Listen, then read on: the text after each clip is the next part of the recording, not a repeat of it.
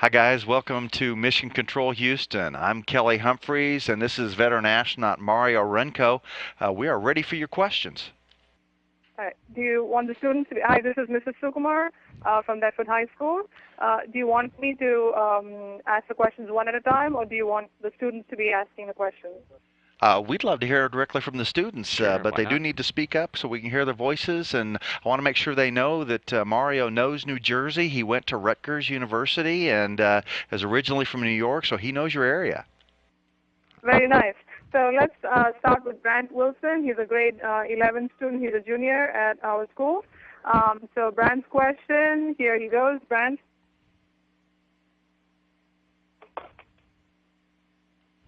What do I see? How long have you been in space? I'm sorry, I couldn't hear you. Say again. How long have you in total just been in space? How long have I been in space? I had done 3 missions. The first one was in 1991 on STS-44. That was with the space shuttle. And then I did 2 more space shuttle missions in 93 and in 96. And the total time among all missions was about 21 days total, which nowadays, compared to what the guys spend on the space station, is a very small number.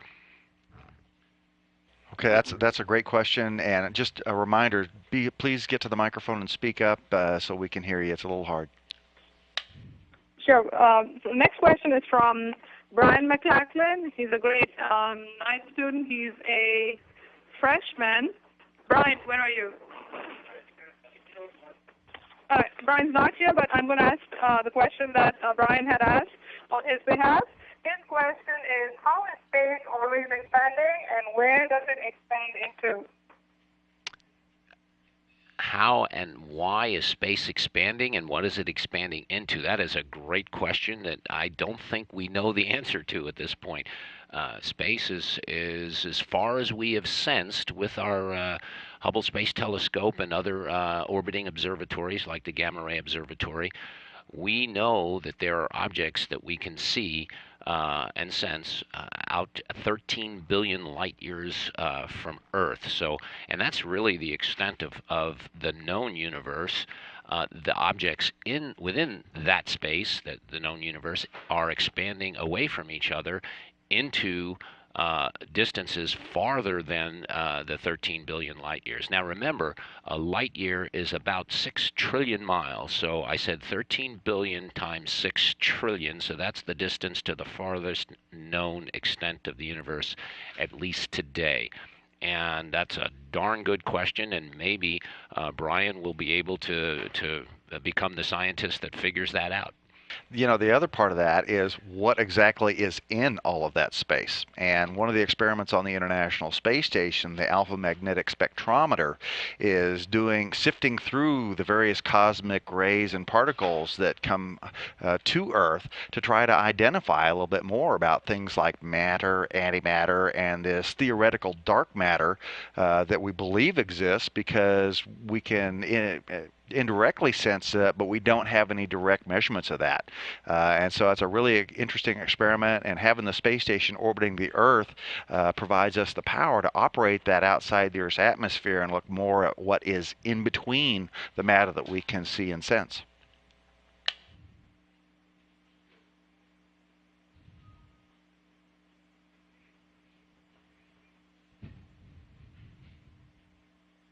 And we're ready for your next question.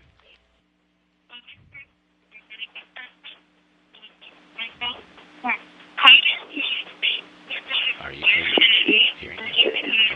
Okay. And I'm sorry, we're not able to hear that at all.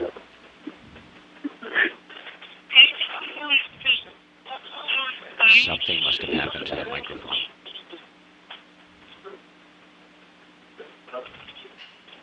I'm sorry, you may want to check your microphone and verify that it's in a good location and plugged in. And while you're doing that, let me comment about what Kelly had just said, and that is with the dark matter. scientists believe that there is a construct, a thing called dark matter, and that's because, for example, the Milky Way galaxy, our own galaxy, has matter in it, and it is spinning around in a disk-like fashion. But the rate of spin is such that the centripetal acceleration outward that would throw the objects within the galaxy, like the ball at the end of a string, when you let go of the string, they would fly outward and not stay as part of the galaxy. But there's enough gravity within that galaxy to hold everything together. But the matter and the mass that we know of in the objects that we can see is not enough to do that. So they've invented dark matter to try and solve the equation so it makes sense. So there's something there. We just can't sense it, and we don't know what it is. Now there are things out there called rogue planets that are like the Earth or Jupiter that do not revolve around a star, so they would be dark planets that we can't see. So maybe that's one possibility that's not so exotic that would account for that extra mass. Okay, I'm hearing that we may have gotten the audio connection fixed. You want to try another question, guys? Yes, we do. Now that's better. We can hear you now. Yes. How do you feel in space? Do you feel more inspired and at ease, or do you become cynical? Good question. I actually, it's the former. I feel very inspired and uplifted, and the reason for that is when you're in orbit around the Earth, you can see most of the Earth, and indeed some of the earlier astronauts who traveled farther away from the Earth, like those that went to the moon, could see the entire Earth at one time, and it is so spectacularly beautiful and majestic. And likewise, when you look out into the universe, you see the stars and the celestial sky in a much more vivid fashion, and your being among them, that in that setting just is very exhilarating and inspirational. And actually we had talked earlier, Kelly and I, about some of the work we were doing here at NASA that is related to that in terms of taking images of the Earth. All right, next question. Next question is from Michael Holmes. He's a freshman, and his question is, what do you use to work out in space? Oh, good question. And you really need to work out in space. I'll answer the question, but let me just say firstly that on Earth, gravity is working on us all the time. And for example, like my heart is pumping blood right now up against gravity to my head to keep me conscious so I don't keel over in the chair. And when gravity is removed, the heart doesn't have to work so hard. Yet when I return to Earth, it has to go back into that environment. So we need to stay conditioned, because muscles that you don't use, as everyone knows, tend to grow weaker. So we need to maintain at least the level of strength that we had when we left the Earth. And we use devices such as ergometers and treadmills and cycling machines and bungees in a fashion that are all designed using springs and the like to mimic gravity. For example, if I'm running on a treadmill, there are bungee cords holding me to the treadmill such that I can actually run on the treadmill, and it works. And then we use bungees and stuff and spring-like things to mimic weightlifting and the like. So we try to do, and there are many devices that have been developed to help and facilitate that exercise protocol. And just to add on to that, there are bone density loss is another important thing when you do the long duration stays in space. And so doing this kind of exercise puts force onto your bones in the same way that you would put force on your heels when you walk, and that helps keep the bones strong, which is a really important thing. And research into that is also helping us solve problems that people have on Earth, like osteoporosis. Some of your grandparents may have experienced that and it's too easy to break a hip or whatnot because of that. And some of the research in space is helping us apply what we're learning there to diseases we have here on Earth. And so that's another part of exercise on orbit, because these folks all stay up there for about 6 months, and then they've got to readapt to being on gravity when they get home. And in the case of osteoporosis, it happens if we don't exercise, we tend to develop those symptoms in the very short period of time, in a matter of weeks and months. So we can study that, whereas normally on a person on Earth, it would take a lifetime before they develop any symptoms. So we have a very accelerated laboratory in which to develop drugs and protocols to maybe address that. And that's what Kelly was talking about. And nutrition too, because they're learning that nutrition and exercise in combination have a really important effect on how well you're able to keep fit aboard the space station. I'm sure you've heard that one before too. Next question.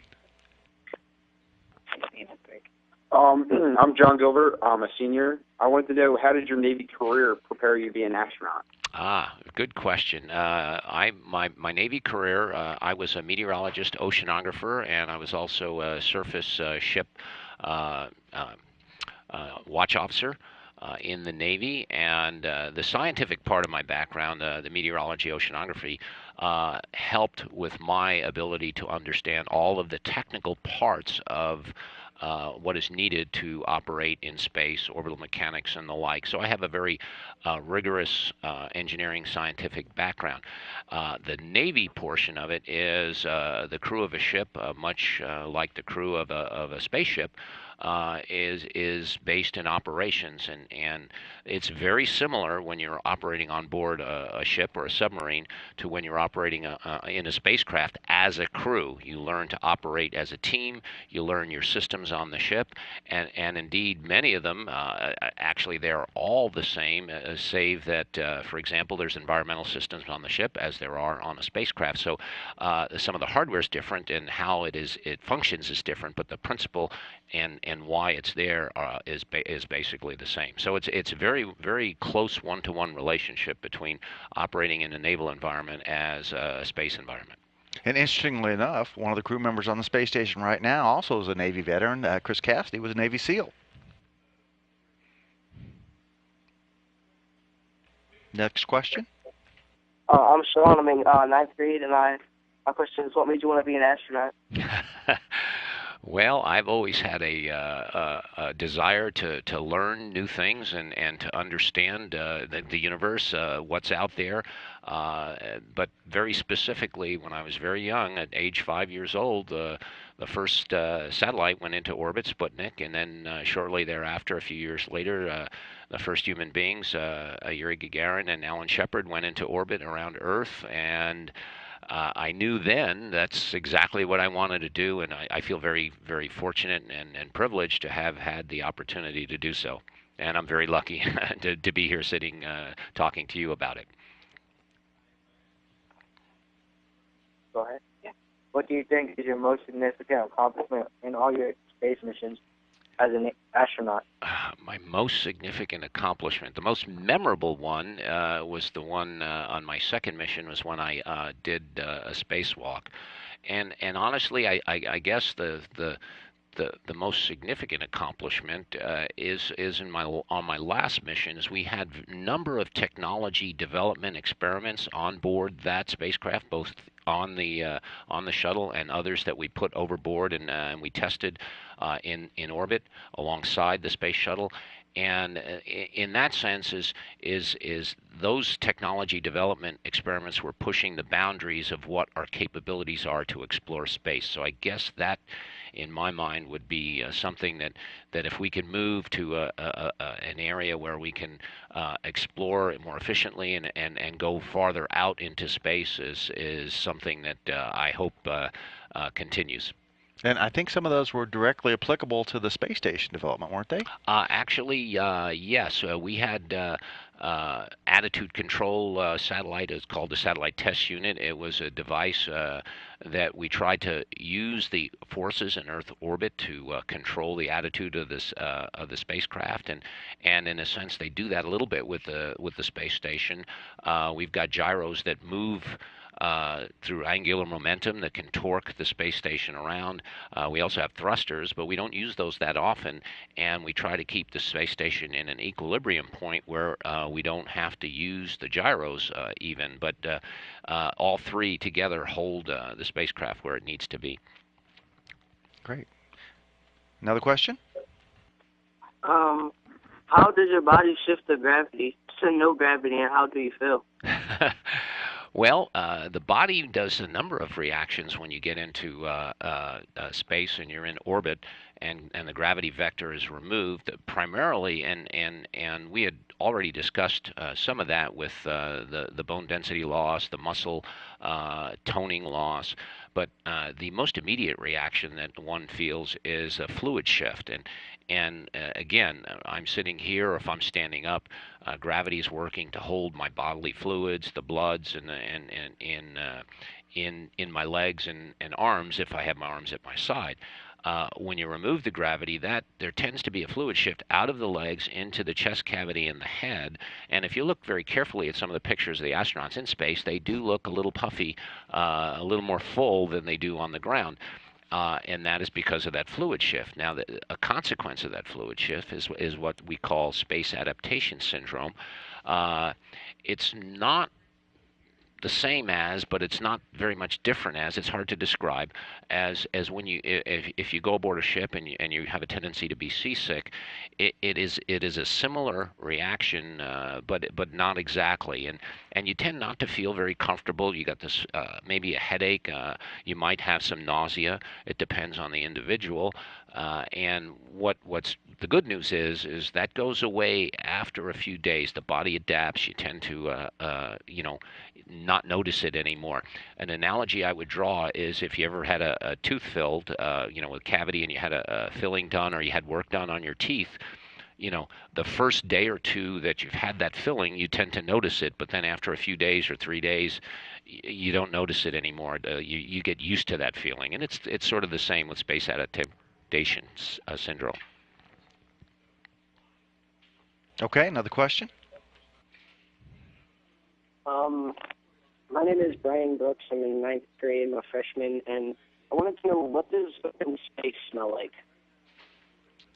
Did I get that right? What does space smell like? That's a darn good question. Actually, the direct answer is nobody knows, because space would not have smell if you're outside, because it's basically a vacuum, and there's no way to sense odors because we need atmosphere and air to pass over our nostrils to have a sense of smell. Having said that, there is a sense of odor in space, and that tends to be like new car smell. If you get into a new car, most people like the smell.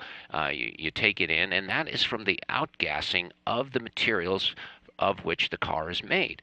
And depending upon the spacecraft, in the case of the space shuttle, I was not aware of that. You kind of get used to it because you operate in a similar environment in simulators. You actually train in the space shuttle at times before launch, so you're in the real vehicle, and you're also inside your suits at times. And what I noticed one time after being removed from the space shuttle after several years, I got back inside of one. And what struck me was the odor, the smell of the space shuttle itself, is that combined collective of outgassing from the materials in the space shuttle, at least in the case of the space shuttle, and it hit me that that's the smell of space. So it's not really the space outside that smells. It's the things that we bring with us that actually give us a sense of orientation from a sense of smell perspective.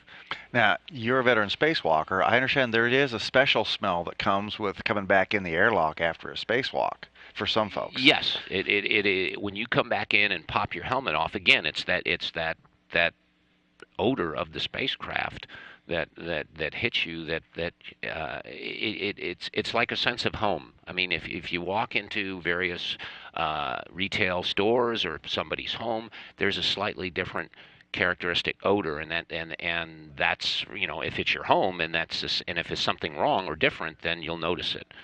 Okay. Well, I understand that's all the time we have for today. We want to thank you folks for being with us today.